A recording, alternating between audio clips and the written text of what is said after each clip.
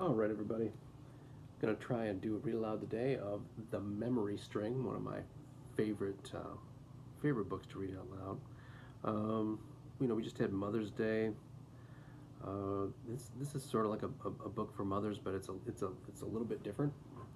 Um, in this particular book, the young lady who is the main character, her mother's passed away, and now she has a new stepmother, and so their relationship is a little bit different. And this book is kind of how it tells the story of how they kind of come together.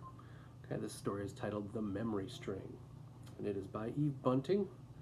That means that she's the author, so she wrote the words, she wrote this beautiful story, and the illustrator is Ted Rand. All right, so he did the pictures for this one. The Memory String.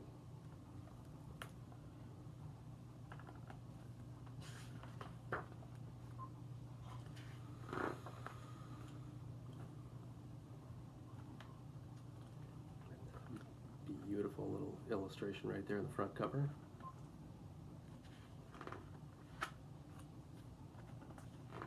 Lots of pages to get started on this one. All right, there's our main character right there sitting under the tree with her cat. It says, Laura sat under the oak tree in their small backyard. Whiskers, her black and white cat, lay beside her, twitching his tail. On the porch, her dad and her new stepmother, Jane, were painting the railings. Jane stopped and pushed her hair away from her face. She wore an old paint-stained shirt and skinny-leg jeans. Want some lemonade? She called. Laura shook her head. While Jane was still looking in her direction, she took the memory string from the red velvet box on her lap. The buttons strung on the string shone and silvered, patterned with oak leaf shadows. Jane dipped her brush in the paint and went right back to work. Her shoulders were stiff. Laura had pulled out this string a lot in front of her stepmother. I wonder why she pulls this string out in front of her stepmother a lot.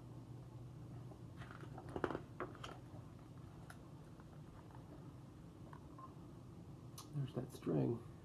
There's Dad and Jane painting the fence, or painting the railing on the deck there.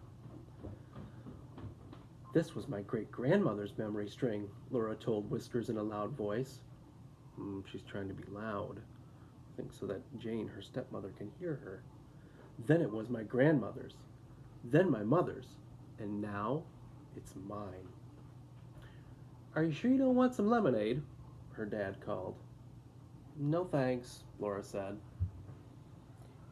If you're not doing anything important, you might come and help us. Jane's voice was sharp. I am doing something important, Laura said. This button came off my great-grandmother's first grown-up dress, she told Whiskers. Back then, some people couldn't read or keep diaries, so a string like this was their way to remember. Mom told me that. Whiskers just yawned.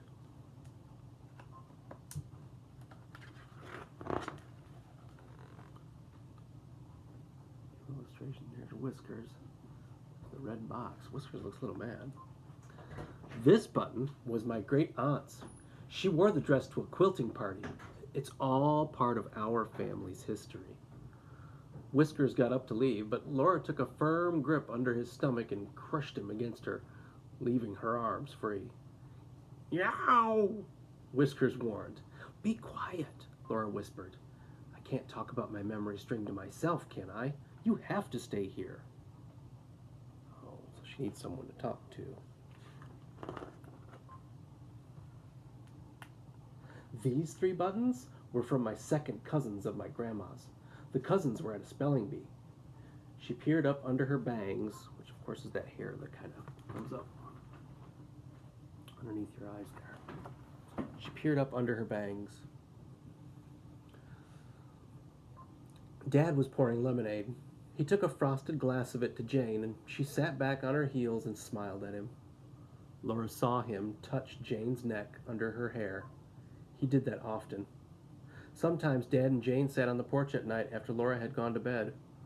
Her room was above, and she'd hear them whispering and laughing softly. They seemed so happy. It hurt her to hear them happy like that. why do you think it hurt her to hear them being happy?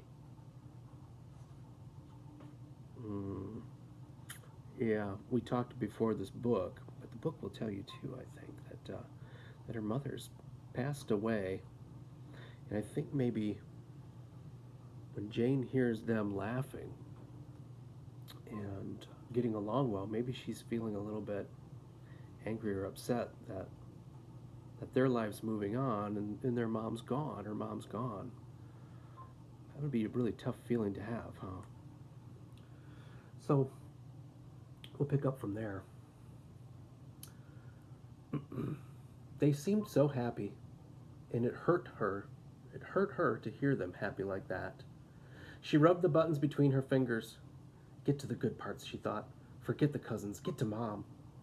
This button came from Mom's prom dress, she told Whiskers. Stop squirming, she added. And this is from her wedding dress. It was white, of course. And see, this little teeny tiny one? This is off my christening dress. And this one is off the dress I wore to my 5th birthday party.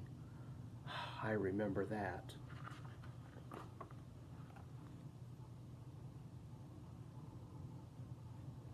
Let's see what's happening in this illustration. She stopped for a breath and she glanced up again at Jane. All this must hurt her a lot.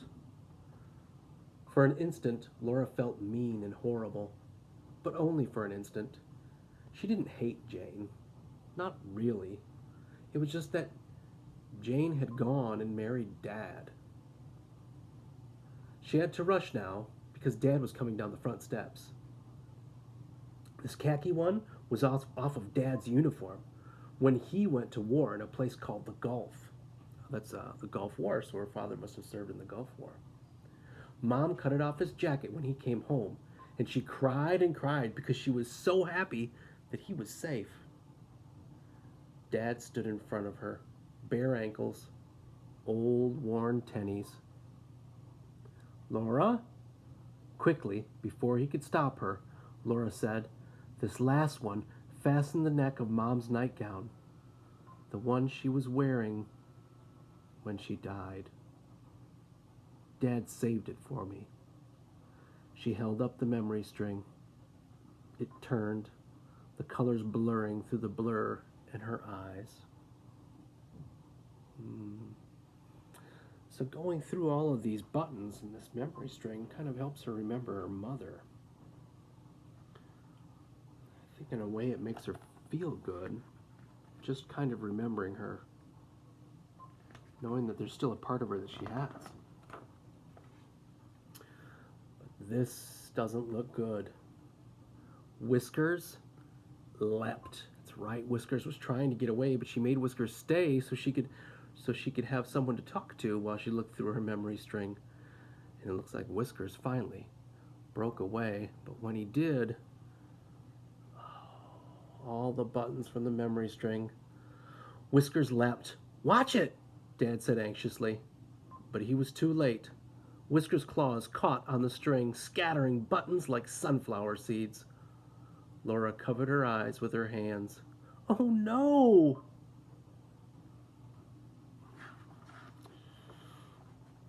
I bet you Laura's like really upset. This is that one thing that she had left. You can see Stella in the window. This is the one thing she had left of her mother to remember her by, and suddenly all the pieces have scattered everywhere.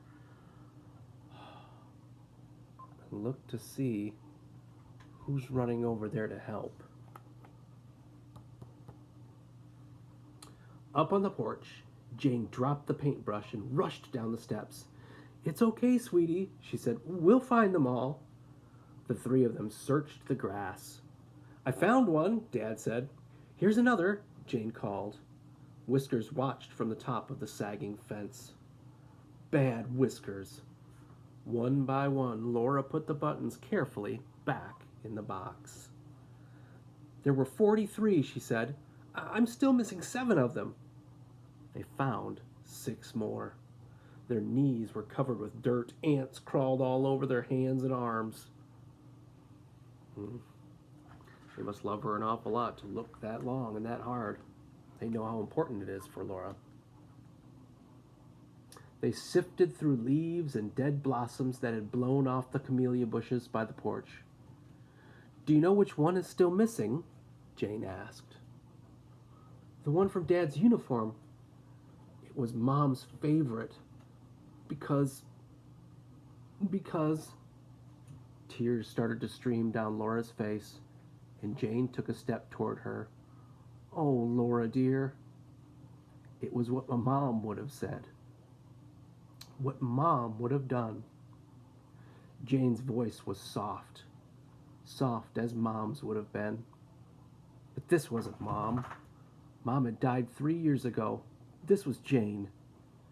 "Dad?" Laura whispered, and her dad folded her against him.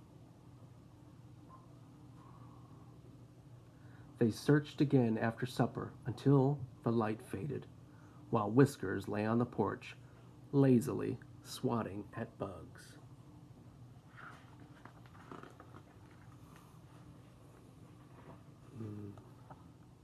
Looks like it's nighttime. I wonder if they found that last button.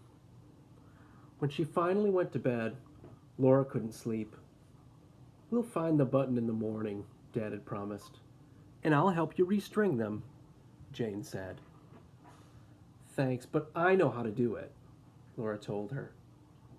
She lay listening to the crickets, listening to Whiskers purring beside her. A little later, she heard the murmur of porch voices, and she got out of bed and knelt by the window. That's right, this author does a really good job. She did something called foreshadowing. Earlier in the story, she talked about how Jane and Dad would sit down on the porch at night, and Laura would listen up above and listen to them talking. So we know that she does this a lot. So she's upstairs in her room listening to them talking on the porch. Let's listen to what they say. Jane and Dad sat in the swing. She could hear its soft creak. Bugs batted against the yellow light bulb. "But there won't be any difference," Dad was saying. "My old uniform is in one of those boxes we stored in the attic. I can just cut a button off it and drop it in the grass. She'll never know." So the button that's missing was her mother's favorite one that came off her father's uniform. Dad says, "Listen, we don't have to worry about it. The uniform is right upstairs. I'll go and get it. We'll cut a button off. We'll throw it in the grass. We'll pretend like we found it, and no one will know the difference."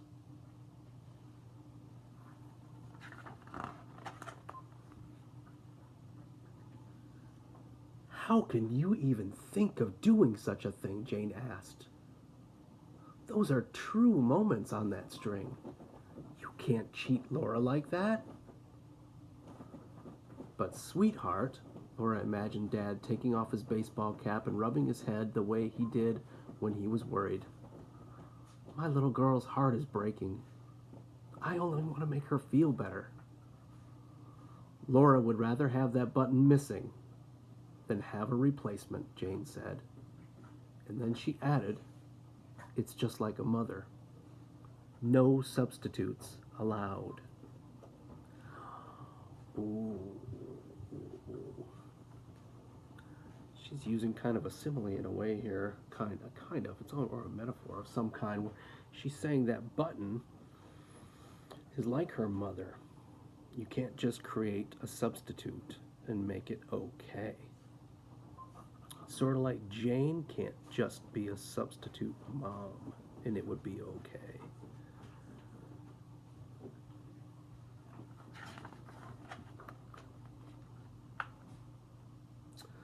Laura heard the chokiness in Jane's voice. She felt choked up herself. The swing squeaked as one of them stood up. "Let's look some more. Right now," Jane said. Jane must really love her and must really understand the relationship that she had with her mother. For her to really think about how important it is that they find that button and they look right now. "Now? What? You can't even see a thing." "Get some flashlights," Jane said.